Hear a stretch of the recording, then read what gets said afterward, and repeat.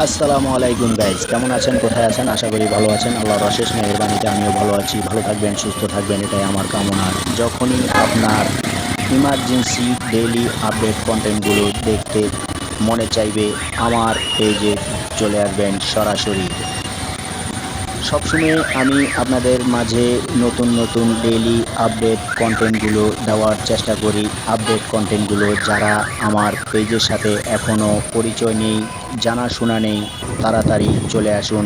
এবং যদি আমার আপডেট কন্টেন্টগুলো এবং ব্লগগুলো যদি আপনাদের কাছে ভালো লেগে থাকে, অবশ্যই ফলো দিয়ে পাশে থাকবেন। পাশাপাশি লাইক, কমেন্ট, শেয়ার করতে ভুল করবেন না গাইস। আমি চলে গেলাম যাত্রাবাড়ি ফ্লাইওভার থেকে ঢাকা মেডিকেল একটি ইমার্জেন্সি রুগী নামিয়ে যাত্রাবাড়ি ফ্লাইওভারের রাস্তাটি ধরলাম। তো কুমিল্লা থেকে আসার পথে যে রাস্তাটা, ওই রাস্তাটা পুরো ব্লক হয়ে আছে। তো আসলে আমি একটা জিনিস বুঝতে পারি না, কুমিল্লা থেকে যখন আমরা ইমার্জেন্সি গতিতে একটি রুগী নিয়ে আসি ছুটছাট করে, তখনই আমরা সাইনবোর্ড থেকে একটি জ্যামে পড়ে যাই। অনেক সময় নিরুপায় হয়ে রং সাইডেও চলে আসি। রং সাইডে আসলে উপায় হবে কি ভাই?